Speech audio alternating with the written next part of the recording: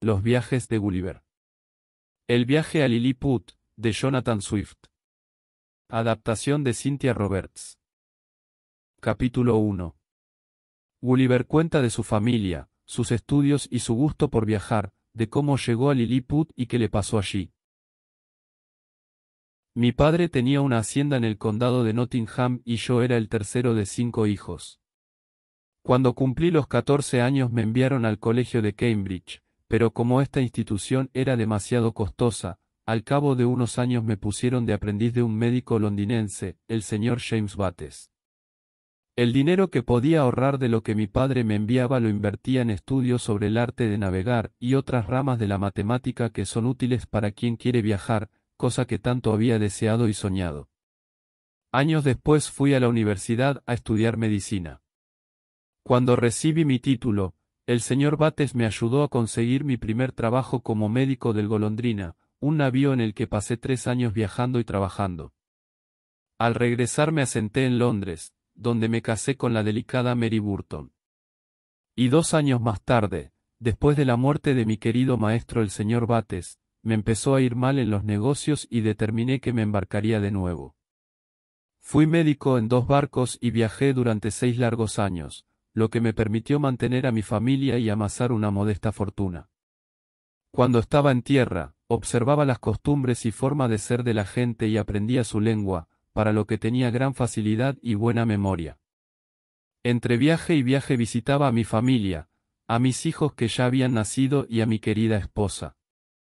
Cuando me cansé del mar decidí quedarme en tierra firme para estar más cerca de ellos. Sin embargo, el trabajo no resultaba como lo había imaginado, no tenía suficientes pacientes y después de 3 años en que las cosas iban de mal en peor acepté una propuesta para volver a embarcarme. Partimos del puerto de Bristol el 4 de mayo de 1699 en el Antílope. Inicialmente el viaje fue muy venturoso, pero al cruzar los mares rumbo a las Indias Orientales fuimos arrastrados por una vigorosa borrasca hacia el noroeste de Tasmania.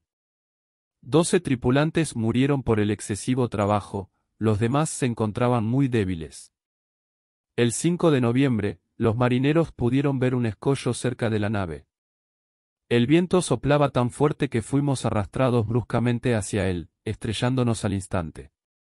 6 miembros de la tripulación, yo entre ellos, lanzamos un bote al agua y conseguimos alejarnos del navío y del escollo. Estábamos tan cansados que no pudimos remar demasiado, y al cabo de poco tiempo el bote también naufragó. No sé qué fue de mis compañeros, pero yo nadé sin descanso, empujado por el viento y la marea, hasta que avisoré las costas de una tierra desconocida. Parecía que no llegaría jamás a hacer pie a la orilla y cuando ya estaba perdiendo las últimas fuerzas, sentí que hacía pie. Caminé mucho por el agua hasta llegar a la playa. Estaba anocheciendo cuando logré pisar la arena. Y mucho más aún caminé hasta que la arena terminó y comenzó la yerba, que estaba tan suave debajo de mis pies y yo tan cansado que me eché sobre ella y me quedé profundamente dormido. Cuando desperté ya estaba amaneciendo, pero la sorpresa me la llevé cuando intenté levantarme y no pude hacerlo. Tendido boca arriba, sentí los brazos, las piernas y hasta la cabeza también sujetados que me habían inmovilizado por completo. Lo único que podía hacer era mirar hacia arriba. El sol ya enceguecía. Oía un ruido confuso a mi alrededor y en ese instante sentí que algo se movía sobre mi pierna, atravesaba mi abdomen, mi pecho y llegaba cerca del mentón. Parado sobre mi rostro pude verlo, se trataba de una pequeña criatura humana que no medía más de 6 pulgadas, que sujetaba un arco y una flecha y llevaba colgada una aljaba. 40 más de su especie venían tras él. Solté un rugido de incomodidad y tal fue mi sorpresa cuando todos comenzaron a correr despavoridos, cayendo y chocándose entre sí. Hice fuerza para liberarme y pude romper las cuerdas y arrancar las estacas que me sujetaban el brazo izquierdo. Pero aquellas criaturas dispararon sobre mi mano izquierda más de un centenar de flechas que se me clavaron como agujas. Entonces, pensé que lo más prudente era quedarme quieto. Cuando aquellas pequeñas gentes notaron que me había calmado, dejaron de disparar, pero sentía que el murmullo aumentaba, lo que me permitió advertir que era su número el que crecía, que se iban aproximando cada vez más personitas. Confieso que me sentía repetidamente tentado, mientras iban y venían por mi cuerpo, de agarrar a los 40 o 50 de los que estuviesen a mi alcance y arrojarlos contra el suelo. Pero el recuerdo de lo que me había pasado, y la palabra de honor dada, pues así interpretaba yo mi sumisión, pronto hicieron que olvidase estas ideas. No podía dejar de maravillarme por el valor de tan diminutos mortales, que se atrevían a subir a mi cuerpo y pasearse por él, mientras una de mis manos estaba libre, y de que no temblasen ante la presencia de una criatura tan prodigiosa como yo debía de aparecer ante sus ojos. Acercaron una plataforma de medio metro de alto con escalones y por ella subió una persona que parecía de un elevado rango por sus vestiduras.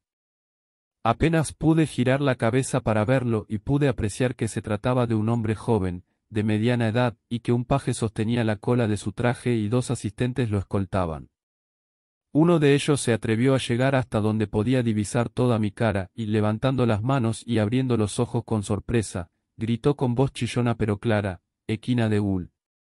Soltó un discurso que no llegué a entender, pero cuando hubo terminado hice señas de que me encontraba muerto de hambre, con un gesto de muy mala educación me señalaba la boca abierta con el dedo índice. El hombre comprendió a la perfección porque descendió de la plataforma y envió a un centenar de nativos a darme alimento. Cientos de pequeños hombrecitos comenzaron a ascender por unas escaleras apoyadas en mis costados hasta llegar a mi boca y deslizar cestas repletas con platillos de comida de todo tipo, carnes, perniles, lomos bien adobados y diminutos panes caseros. Cuando terminé de engullir aquellas delicias en miniatura, hice señas de que necesitaba beber, sentí sed, de modo que esta gente ingeniosa y hospitalaria acercó un gran tonel de vino a la mano que había logrado soltarme, la izquierda, y me lo bebí de una sola vez.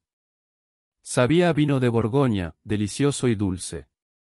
Me trajeron un segundo tonel, que vacié de la misma manera, haciendo señas de que quería más, pero no tenían.